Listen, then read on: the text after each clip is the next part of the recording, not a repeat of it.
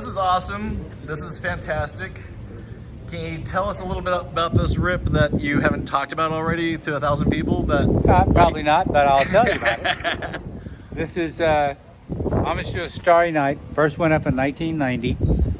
Went up, it was in a kind of, so it was a heavily graffitied area and time. And so it went up, done with very rough airbrush strokes, so it emulated spray can art. And when it got graffitied, I just go back and spray back over it very sort of quickly and roughly. That actually went on for years, worked well. The mural went from one look to another look, and at a certain point, about 5 years ago, with the coronavirus deal and all that, the wall came down, stucco got redone, and then I put up a new version. And that lasted for 2 years until a couple of months ago when it got sort of wiped out, and now I'm putting up yet another version. So there you go. This one is, what you see is what you get. Wow. It's kind of slightly wilder. It's still got all the elements of Starry Night in it, but it's a little more, in the vein of Yellow Submarine or something. I don't know. Well, I remember when you're showing me on the podcast, your watercolor and your sketches. That's the inspiration for these. That's exactly right. Being an old person, I'm thinking, well, I'm going to take up watercolor, and I realized that I can make watercolor look just like my airbrush. So I started doing watercolor studies for airbrushes, and this is one of them.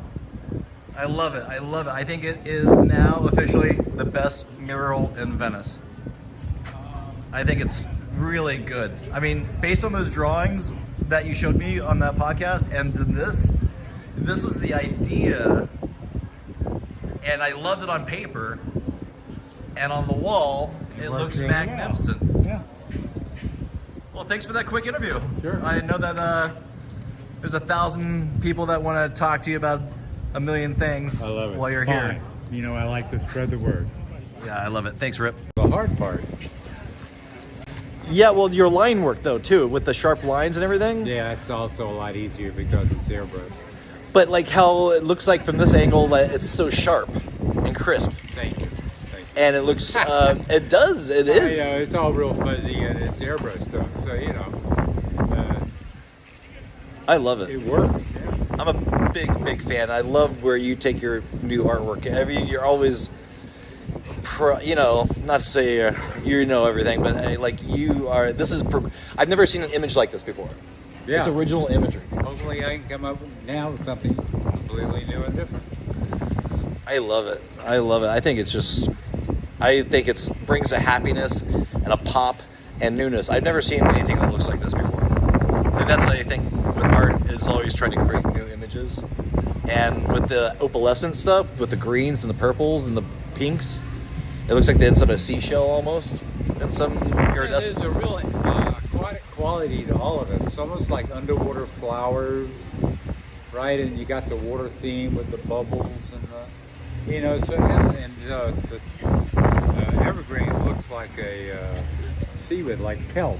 So it has a real sort of aquatic quality to it. It's meant to be a little bit trippy. I love it. I like you just from the sketches to this, it's fantastic.